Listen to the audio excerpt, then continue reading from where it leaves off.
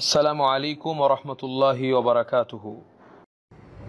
তার পিতার নাম মালিক, তার দাদার নাম সিনান। এগুলো নাম সুন্দর। তো যাই হোক, এই সাহাবী আবু সাঈদ আল খুদরি রাদিয়াল্লাহু তাআলা আনহু তিনি আল্লাহর নবী সাল্লাল্লাহু আলাইহি ওয়াসাল্লাম থেকে বর্ণনা করছেন। এখানে একটা বিষয় লক্ষণীয়, আপনারা সবাই খেয়াল করবেন যে সাহাবীগণ যখন বর্ণনা করেন, হাদিসের রাবীগণ, তখন কখনো আল্লাহর রসুল্লাহ এভাবে বলেন, নবীউল্লাহ, আল্লাহর নবী। এখানে বলছেন আন নবী ইল্লাহ, আল্লাহর নবী। একদিকে নবী এই কথাটা আপনি বলছেন, পাশাপাশি আল্লাহর নামটাও আপনার বলা হয়ে যাচ্ছে। কি একটা মধুর জিনিস।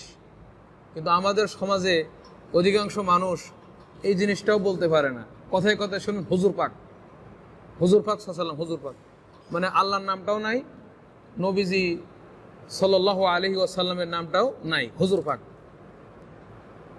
তো এটা আসলে বলা ঠিক না। হুজুর পাক না বলে যেটা সাহাবীগণ যেটা ব্যবহার করতেন, আল্লাহর রসুল সাল্লাল্লাহু আলাইহি ওয়াসাল্লাম, আল্লাহর নবী সাল্লাল্লাহু আলাইহি ওয়াসাল্লাম, কত সুমধুর, কত সুন্দরভাবে এগুলো বলা হয়। তো উনি আল্লাহর নবী সাল্লাল্লাহু আলাইহি ওয়াসাল্লাম থেকে বর্ণনা করছেন। নবী সাল্লাল্লাহু আলাইহি ওয়াসাল্লাম তিনি বলেছেন, কানা ফিমান কানা ক্বাবলাকুম রাজুলুন, কানা ছিল তোমাদের পূর্বে যে সমস্ত জাতি ছিল, ইতিপূর্বে তোমাদের পূর্বে যারা ছিল বানি ইসরাইল, আরও অন্যান্য জাতি। তো তোমাদের পূর্বে যে জাতি ছিল তাদের মধ্যে ছিল রাজুলুন, একজন ব্যক্তি, একজন লোক, ক্বাতালা 99 নাফসান। এই লোকটা মানে এত খারাপ ছিল যে সে 99 জন লোককে হত্যা করে ফেলছে। রাসূলুল্লাহ সাল্লাল্লাহু আলাইহি ওয়াসাল্লাম বললেন যে তোমাদের পূর্বে যে জাতি ছিল সেই জাতির মধ্যে একজন ব্যক্তি ছিল, সে হত্যা করেছে 99 জন লোককে। 99টি আত্মা অন্যায়ভাবে সীমা লঙ্ঘন করে, জুলুম করে সে হত্যা করেছে, যাদেরকে হত্যা করা হারাম, এরকম 99 জন লোককে সে হত্যা করেছে। হত্যা করার পর আল্লাহ সুবহানাহু ওয়া তাআলা তার মনে উদয় করলেন তওবার বিষয়টি। আল্লাহ সুবহানাহু ওয়া তাআলা তার কল্যাণ চাইলেন। ফাসাআলা আন আ'লামি আহলিল আরদ, তখন ওই লোকটা জিজ্ঞাসা করল যে বর্তমান পৃথিবীতে সবচাইতে বড় আলেম কে আছে? বর্তমান পৃথিবীতে সবচাইতে বড় আলেম কে আছে তিনি জিজ্ঞাসা করলেন। কারণ তার মনে এখন উদয় হয়েছে যে আমি আর অন্যায় করব না, আমি আর হত্যা করব না, আমি বহুত অন্যায় করে ফেলছি, এখন আমি তওবা করতে চাই। আমি কোনো আলেম খুঁজতেছি, যে আলেম সে খুঁজে সে সেখান থেকে তার কাছে জিজ্ঞাসা করে সে যেটা করেছে তার কোনো তওবা আছে কিনা, বা সে কি করবে, এখন সে ভালো হতে চায়। এখানে একটা বিষয় লক্ষ্য করুন যে একজন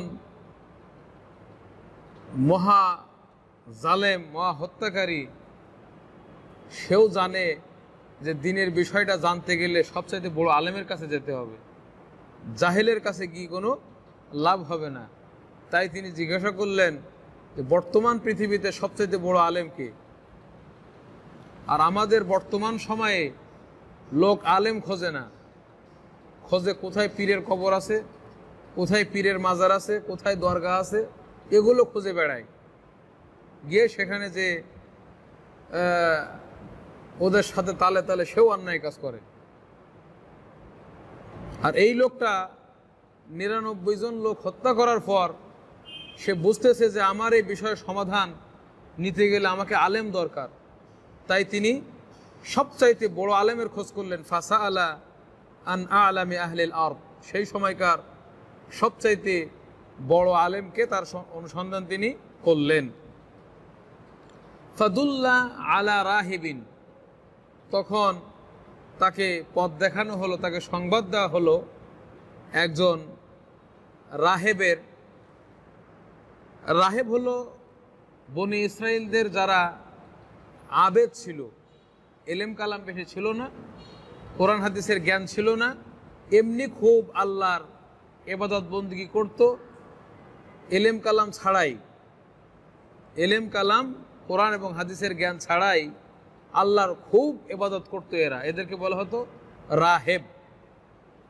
আমাদের সমাজও আছে, দেখবেন যে অনেক লোক কোনো এলেম নেই ভিতরে, কিন্তু এত সুন্দর মানে পাগড়ি পিনছে, আবার দাড়ি রাখছে, আবার এমন ভাব ধরে আছে যে মনে হয় বর্তমান যুগে ওর চাইতে বড় আলেম আর কেউ নেই। এমনকি যারা আসলে আলেম অনেক সময় তারা ওদের সাথে কথা বলতে ভয় পায় যে না জানি আবার কত বড় আলেম কি বলতে কি বলে ফেলি, অথচ ওর পেটে ঘুষি দিলেও কোনো এলেম বের হবে না, এরকম একটা জাহেল তারা আছে বর্তমান সময়েও। তো এখন ওই যে লোকটা সে বিশাল ইবাদত বন্দেগী করতো কিন্তু এলেম ছিল না, কিন্তু আশপাশের লোকজন সবাই মনে করতে মনে অনেক বড় আলেম। আশপাশের লোকজন তারা ভাবতো, মনে করত যে এই রাহেব, এই ইবাদতকারীটা অনেক বড় আলেম। তাই যখন ওই হত্যাকারী জিজ্ঞাসা করলেন যে সবচাইতে বর্তমান পৃথিবীর বড় আলেম কে, তখন লোকজন ওই লোকের কথা দেখাই দিছে, কারণ লোকজন জানে যে এই মনে হয় সবচেয়ে বড় আলেম। তার লেবাস, পোশাক, দাড়ি, টুপি, এগুলো পাগড়ি দেখে মানুষ বিভ্রান্ত হয়ে প্রতারিত হয়ে মনে করছে এই সবচেয়ে বড় আলেম। একই ঘটনা বর্তমানেও অনেক পীর আছে পেটে কিছুই নেই, খানকা খুলে বসে আছে, জাহেলের জাহেল। সাধারণ পাবলিক মনে করতেছে যে আমাদের এই হুজুরের মতো, আমাদের এই পীরের মতো বড় আলেম বর্তমান জমিন দুনিয়ায় আর কেউ নেই। একই অবস্থা হয়েছে ওর ক্ষেত্রে। সে যখন জিজ্ঞাসা করলো যে বর্তমান পৃথিবীর সবচেয়ে বড় আলেমকে, তখন দেখানো হলো ওই রাহেবকে। এখন আসলে যে আলেম না, তাকে যদি আলেম মনে করে তার কাছে প্রশ্ন করা হয়, তে অবস্থা কি ভালো হবে না খারাপ হবে? অবস্থা খারাপ হবে, নিজেও ধ্বংস হবে, আরো একজনকে ধ্বংস করবে। তো যাই হোক, এখানে কি ঘটলো, ফাআতাহু, তখন ওই হত্যাকারী সে চলে আসলো ওই রাহেবের কাছে, ওই পাদ্রির কাছে, যে নাকি খুব ইবাদত বন্দেগী করে, তার কাছে চলে আসলো। ফাকালা, এসে সে বলল যে সে কতালা 99 নাফসান, 99টা আত্মা যেগুলোকে হত্যা করা হারাম, এরকম 99টা আত্মাকে সে অন্যায়ভাবে হত্যা করেছে, অনেক অন্যায় সে করে ফেলেছে। ফাহাল্লাহু মিন তওবা, তার কি কোনো তওবা আছে নাকি নাই? এই কথা এসে সে জিজ্ঞাসা করলো ওই রাহেব কি। এখন রাহেব যেহেতু জাহেল, সব সময় বেশি ইবাদত বন্দেগী করতে করতে মানুষও তারা অনেক বড় মনে করে, নিজেরও অনেক বড় মনে করতে শুরু করছে। এলেম তো নাই, কোরআন হাদিসে কি জ্ঞান আছে, দিয়ে মনে করছে যে হ্যাঁ 99টা লোক হত্যা করছে, এর আবার তওবা আছে নাকি, এটা সে মনে করলো। এই পাদ্রী দিয়ে উল্টো পাল্টা ফতোয়া দিয়ে দিল, এত বড় জালেম, এত বড় অন্যায় করছে, এর কিসের তওবা? দিয়ে ফতোয়া দিল কি? ফতোয়া দিল ফাকালা লা, না, তোমার মতো লোকের কোনো তওবা নাই, তুমি কিসের তওবা? তোমার 99টা লোক হত্যা করে আসছো তুমি। এখন ওই লোক তো এমনি হিংস্র, কারণ কত বড় হিংস্র হতে পারলে 99টা লোককে হত্যা করা যায়। এমনি সে সিংহের মতো হয়ে আছে, মানে কেউ কিছু কইলেই মনে করে হত্যা করছে। ইয়ে দেখলো যে এবার তওবা যখন কবুলই হবে না, তোরে আর বাঁচাই রেখে লাভ কি, তোরেও শেষ করে দেই। দিয়ে ওর কাছে অস্ত্র ছিল, বের করে ওরও এক কোপ দিয়ে শেষ করে দিছে, দিয়ে 100 পুরা করছে। তাহলে চিন্তা করেন, যদি আলেম না থাকে সমাজে, ওই ব্যক্তিও যেমন ক্ষতিগ্রস্ত হবে, এবং ওর কাছে যারা যাবে তারাও সব কি হবে? ক্ষতিগ্রস্ত। ওর কাছে যে সে আরো একটু গুনাহ বেশি করলো কিনা, ওরও মেরে ফেললো, আবার সে নিজেরও বাঁচাইতে পারলো না। জাহেল ইবাদত বন্দেগী করে, নিজেকে বাঁচাতে পারলো না। একইভাবে বর্তমানে বিভিন্ন দরগায়, খানকায় বসে আছে, জাহেলের মতো ফতোয়া দেয় যে কিয়ামতের মাঠে নাকি জাহাজ নিয়ে সব পার করবে, দিয়ে নিজেও গোমরা হচ্ছে, আর 8-10 জন আরো যারা লক্ষ লক্ষ মানুষ তাদের কাছে যাচ্ছে, ওদেরকেও গোমরা করতেছে। আর কিয়ামতের মাঠে জাহাজ আইব করছে কি আবার ওখানে? এরকম কোনো হাদিস তো নাই যে কিয়ামতের মাঠে জাহাজ আইব, তো জাহাজে করে ফার করে মুরিদ গো, মানে নিজেও জাহেল, বোঝে না, মুরিদদেরও সব ধ্বংস করতেছে। তো এই লোকটা সে যদি আলেম হতো, ফতোয়া তার জানা না থাকলেও সে বলে ফেলতো, যে বুঝে ফেলতো যে লোকটা তো অত্যন্ত হিংস্র, অন্তত আমি ফতোয়া না জানলেও এর থেকে অন্তত বাঁচি, আমি কোনো রকম করে আমার থেকে অন্যদিকে ফাটাই দিই, নাহলে হতে পারে আমারও শেষ করে দিতে পারে, এতটুকু সেন্সও আসতো। এ সেন্সটা ওর মাথায় আসে নাই, জাহেল, ইবাদত করে, এলেম নাই। তো যাই হোক, সুম্মা ফাকাতালাহু ফাকাম্মালা বিহি মিআতান, এর মাধ্যমে 100 পূরণ করলো। সুম্মা সাআলা, এরপরে ওই লোকটার মনে আবার অনুশোচনা আসলো, শান্তি পাচ্ছে না মনে, 100টা লোক হত্যা করে শান্তি পাচ্ছে না যে আমার তওবা আসলে আছে কিনা। ও আবার জিজ্ঞাসা করতেছে যে এই যে জিজ্ঞাসা করলাম যার কাছে, তো কিছুই বলতে পারলো না, মেরে ফেললাম। তা আবার জিজ্ঞাসা করছে যে আর কি কেউ আছে নাকি এই বর্তমান পৃথিবীতে সবচাইতে জ্ঞানী, এরপরে আর কেউ আছে নাকি, আবার জিজ্ঞাসা করলো। সুম্মা সাআলা আন আ'লামি আহলিল আরদ, আবার জিজ্ঞাসা করলো পৃথিবীর সবচেয়ে বড় আলেমের কথা। হাদিস থেকে আপনাদের বুঝতে হবে যে প্রশ্ন করতে হবে আলেমদেরকে, আলেমদেরকে প্রশ্ন করতে হবে। ফাসআলু আহলা যিকরি ইন কুনতুম লা তা'লামুন, যদি তোমরা না জানো তাহলে যারা আলেম, আহলু যিকির, কোরআন এবং হাদিসের আলেম যারা, আহাল যারা, এদেরকে তোমরা জিজ্ঞাসা করো। যাই হোক, ওই লোকটার মনে এতটুকু আসতেছে যে এরপরে সবচেয়ে বড় আলেমকে। ফাদুল্লাহ আলা রাজুলিন আলিমিন, তখন তাকে আবার সংবাদ দেওয়া হলো, আলা রাজুলিন, এক ব্যক্তির সংবাদ দেওয়া হলো, সে আলিমিন, আসলেই সে আলেম। এক ব্যক্তির সংবাদ তাকে দেওয়া হলো যে লোকটা আসলেই আলেম। তাহলে আলেম এবং আবেদের মাঝে পার্থক্য আছে। এজন্য শুধু ওই এখানে মন খারাপ করার কোনো বিষয় নেই। আপনার গাট্টি বুসকা নিয়ে বিভিন্ন মসজিদে মসজিদে ঘুরে পিকনিক করে ফাজাইলে আমল পড়ে কোনো এলেম অর্জন হয় না। কিছু ইবাদত শেখা যায়, আবার অনেকগুলো শিরিকও শেখানো হয়, অনেকগুলো বেদাতও শেখানো হয়। তাহলে এলেম আর ইবাদত আলাদা আলাদা জিনিস। এলেম হচ্ছে কোরআন এবং হাদিস, এই যে শিখতেছেন এটা আল্লাহ নবীর কথা থেকে, এগুলো এলম। তো ওই লোক যে তাকে দেখা সংবাদ দেওয়া হলো একজন আলেমের, ফাকালা, গিয়ে সেখানে সে আলেমের কাছে বলল, ইন্নাহু কাতালা মিয়াতা নাফসিন ফাহাল্লাহু মিন তাওবা, সে নিজের সম্পর্কে সংবাদ দিয়ে বলছে সে 100 জনকে হত্যা করছে। আগে জিজ্ঞাসা করছিল 99, আর এখন তো একজনে মেরে আসছে আবার লাস্টে 100 জন পুরা করে বলছে সে 100 জনকে হত্যা করছে। এখন কি তার কোনো তওবা আছে নাকি নাই? ফাকালা, তখন আলেম, সে তো জানে, তার ইলম আছে, সে বলল, নাম, হ্যাঁ অবশ্যই তওবা আছে, কেন থাকবে না।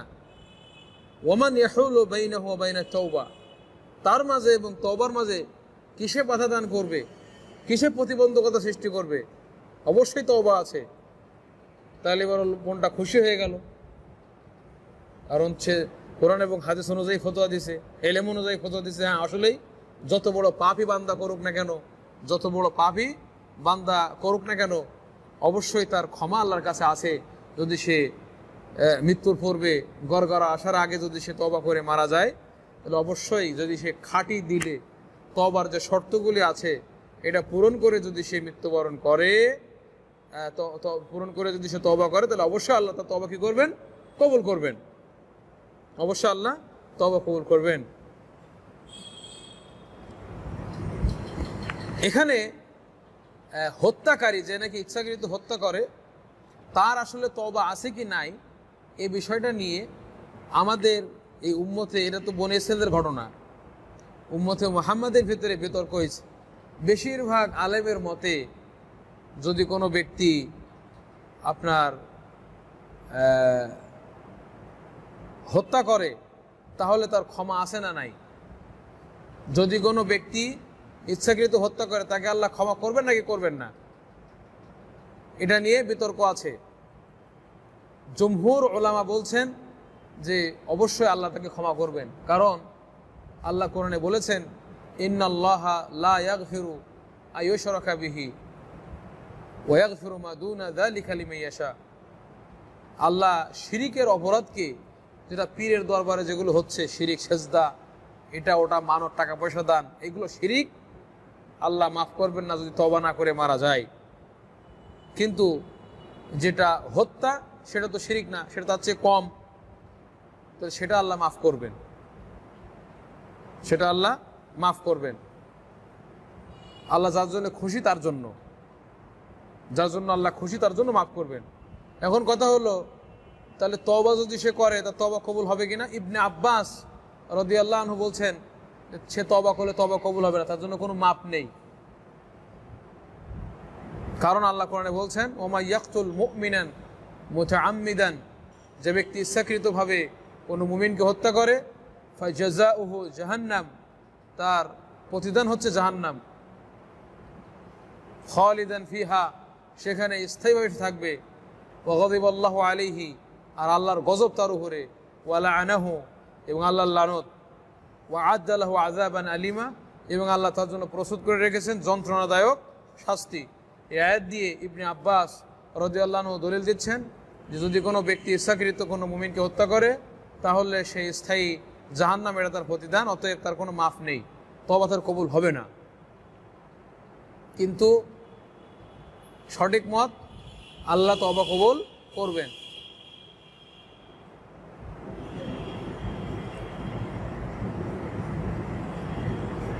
والذين قرآن الله বলছেন والذين لا يدعون مع الله إلها آخر ولا يقتلون النفس التي حرم الله إلا بالحق ولا يزنون ومن يفعل ذلك يلقى أثاما يضاعف له العذاب يوم القيامة ويخلد فيه مهانا إلا من تاب وآمن وعمل صالحا فأولئك يبدل الله سيئاتهم حسنات।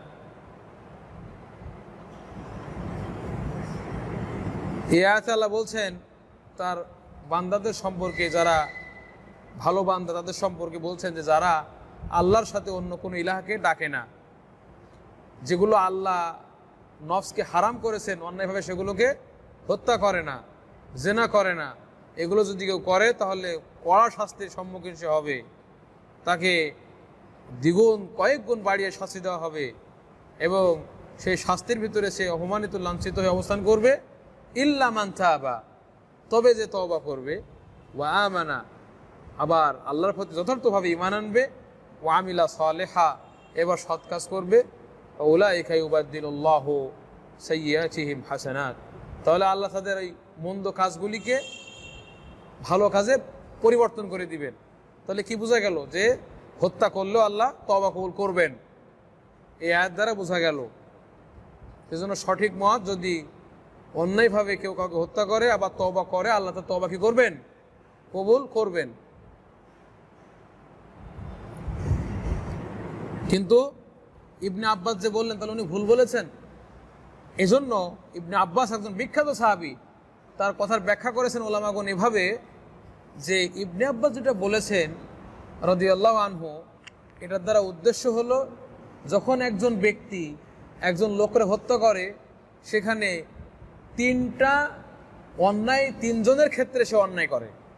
যখন একজন লোক অন্য কোন ইমানদারকে অন্যায়ভাবে হত্যা করে, তখন সেখানে তিনটা অধিকার, তিনটা অন্যায় তার সাথে জড়িত হয়ে যায়।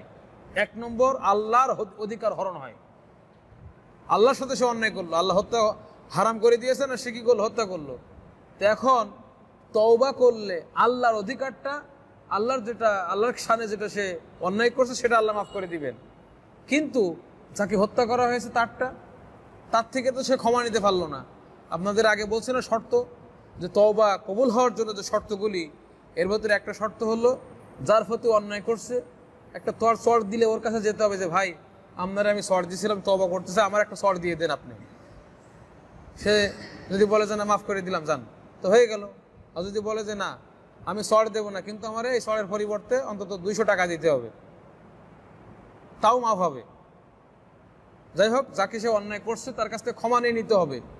এখন হত্যা যে হয়ে গেছে এর কাছে তো সে ক্ষমা নিতে পারলো না, তাই ইবনে আব্বাস রাদিয়াল্লাহু আনহু এটা উদ্দেশ্য করেছেন যে যেহেতু তার কাছ থেকে সে ক্ষমা নিতে পারে নাই, এই জন্য তার আল্লাহর সামনে যে অন্যায় করেছে সেটা আল্লাহ মাফ করে দিয়েছেন, কিন্তু কিয়ামতের দিন আবার আল্লাহ তাদেরকে ডেকে তাদের ভিতরে ফয়সালা করবেন, সেখানে তাদের ভিতরে ফয়সালা হবে।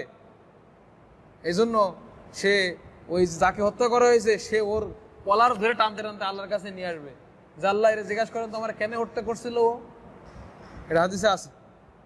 এটা হলো একটা, এজন্য এটা ওর কাছে ক্ষমা নিতে পারেন, এজন্য ফয়সালা হবে কিয়ামতের দিন।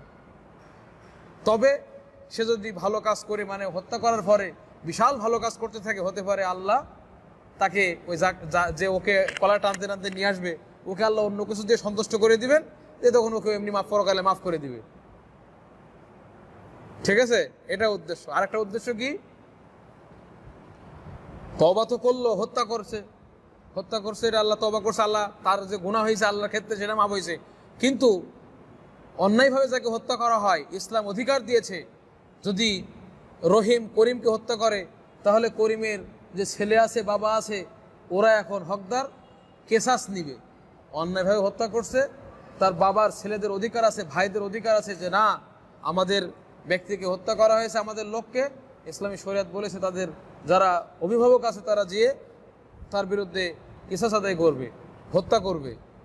এখন সে যদি পালিয়ে বেড়ায় তাহলে তো তওবা হলো না, তার তো তওবা হয়েছে পালিয়ে বেড়ালে।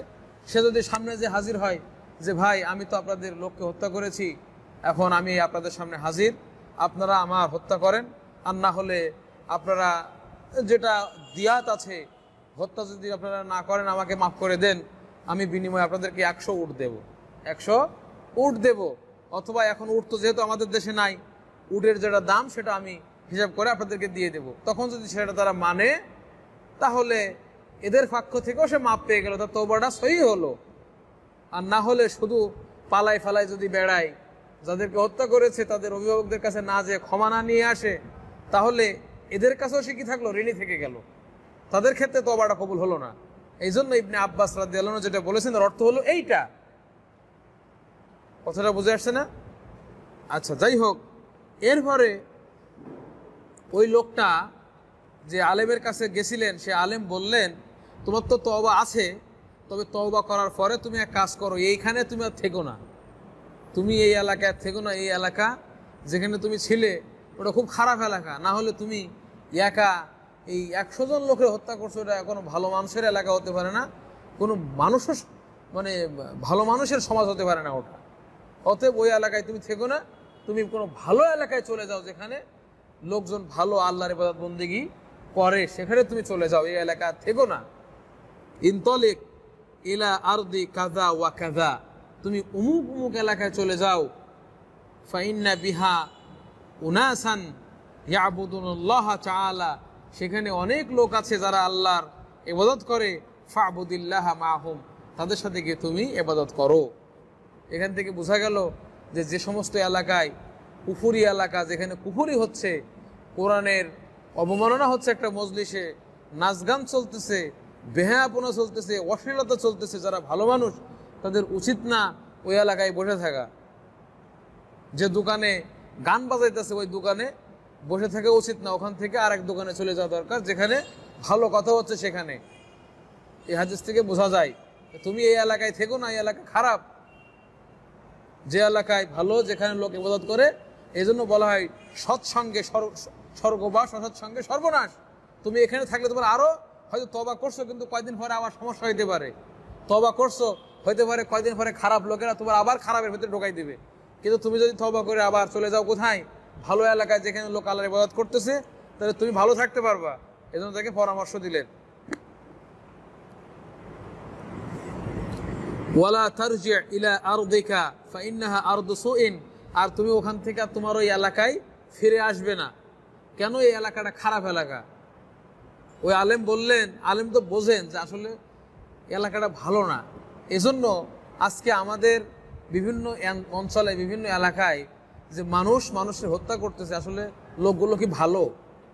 এই যে একটা চুয়াডাঙ্গায় মাদ্রাসার ছাত্ররে মাদ্রাসার থেকে ধরে, মাদ্রাসাতে বের হয়েছে, তার ধরে গলা কেটে ধরটা এক জায়গায় রাখছে আর মাথাটা একটা পুকুরের ভিতরে ফেলে দিছে। এই লোকগুলো কি ভালো? ভালো না।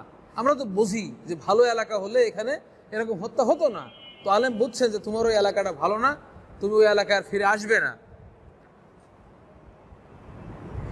ফান্তলাকা হাত্তা ইদা নাসাফাত তারিক, তখন ওই লোকটা চলতে লাগলেন, ওই যে আলেম যেখানে পরামর্শ দিয়েছেন যাওয়ার জন্য তিনি চলতে লাগলেন। হাত্তা ইদা নাসাফাত তারিকা, চলতে চলতে যখন তিনি অর্ধেক পথ পর্যন্ত গেলেন, অর্ধেক, আতাহুল মউত, তার মৃত্যু এসে হাজির। উনি কিন্তু তওবা করে আসছেন, তওবা হয়ে গেছে, কিন্তু তওবার পরে এখন একটাও ভালো কাজ করে নাই। তওবার পরে তওবা করে যাচ্ছে এখন ভালো কাজ করার জন্য আরেকটা এলাকায়, কিন্তু পথের মাঝখানে গিয়ে মৃত্যু এসে হাজির, আতাহুল মউত। এখন মৃত্যু যেহেতু এসে হাজির, তো ফেরেশতা এসে গেছে, তার জান কবজ করবে। ফাখতাসামাত ফিহি মালাইকাতুর রাহমাতি ওয়া মালাইকাতুল আযাব, তার জান কবজা নিয়ে দুই ধরনের ফেরেশতারা ঝগড়া শুরু করলো। রহমতের ফেরেশতারা বলতে লাগলো যে এই লোকটা তো ভালো হয়ে গেছে, ভালোর জন্য সে যাচ্ছে, অতএব তোমরা যারা আযাবের ফেরেশতা আসছো তোমরা এর জান কবজা করতে পারবে না, আমরা রহমতের ফেরেশতা ওর জান কবজা করে নিয়ে যাবো যাতে সে রহমতের ভিতর থাকে। ফাকালাত মালাইকাতুর রাহমা, রহমতের ফেরেশতারা বলল, জাআ তাইবান, সে তওবা করে এসেছে, সে তওবা করে এসেছে, মুকবিলান বিকলবিহি ইলাল্লাহ, নিজের অন্তর দিয়ে আল্লাহর দিকে সে ধাবিত হচ্ছে, অতএব আমরা এর জান কবজা করব। এখন এরা বুঝলো কেমনে? রহমতের ফেরেশতারা তো গায়েব জানে না।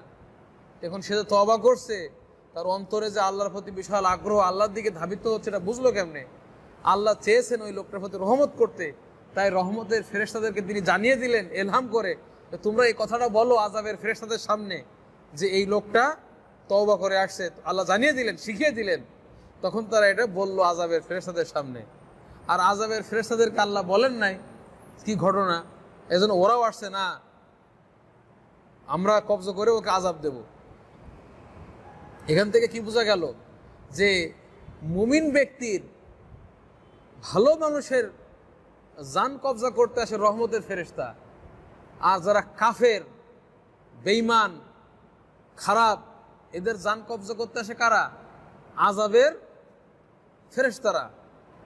তাহলে আমরা চাই আমাদের জানটা যেন কবজা করতে আসে কারা? রহমতের ফেরেশতা। আল্লাহ কবুল করুন। তো ওয়াকালাত মালাইকাতুল আযাব, অন্যদিকে আযাবের ফেরেশতারা বলল, ইন্নাহু লাম ইয়ামাল খাইরান কাত্তু, এ তো কোনোদিন ভালো কাজই করে নাই, সে জীবনে কোনোদিন ভালো কাজ করে নাই। কিন্তু তওবা তো একটা ভালো কাজ নাকি? তওবা ভালো কাজ না? তওবা করে আল্লাহর দিকে যাওয়া এটা ভালো কাজ না? আল্লাহ খুশি হন না? ওরা জানে নাই, আযাবের ফেরেশতারা জানে নাই এটা, তাই বললেন যে তো কোনোদিন ভালো কাজই করে নাই, দিয়ে তর্ক বিতর্ক করতেছে যে আমরা এর জান কবজা করব। ফাআতাহুম মালাকুন ফি সূরাতি আদামিয়্যিন ফাজআলুহু বাইনাহুম হাকামা, তখন ওই ফেরেশতার দুই দল ফেরেশতা সেখানে ঝগড়া করতেছে, এর ভেতরে তাদের নিকটে আসলো একজন ফেরেশতা মানুষের আকৃতিতে। ওই ফেরেশতাদের কাছে আসলো একজন ফেরেশতা মানুষের আকৃতিতে। ফাজআলুহু বাইনাহুম হাকামা, তখন ওই ফেরেশতারা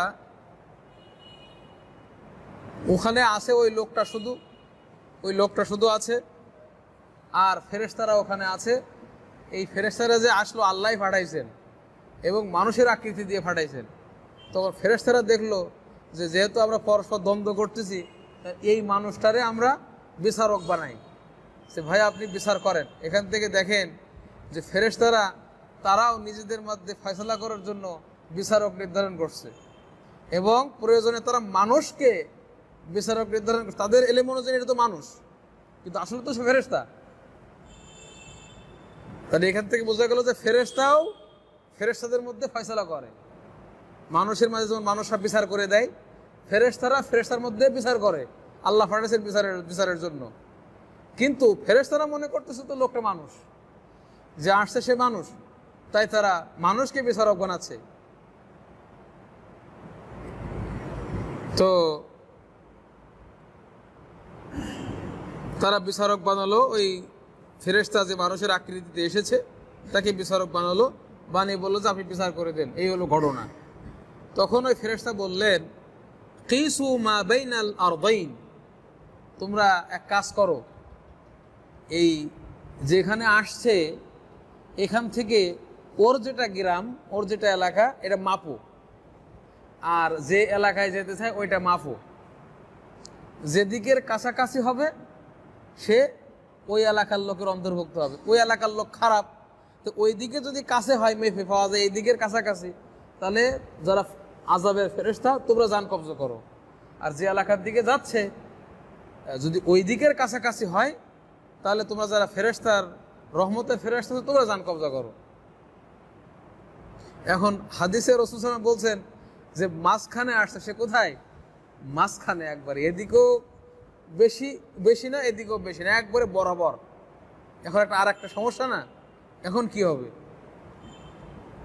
বলছে তোমরা মাপো দিয়ে, ফাইলা আইয়াতি হিমা কানা আদনা ফাহুয়া লাহু, যেদিকে সে কাছাকাছি হবে সে সেটারই অধিকারী হবে।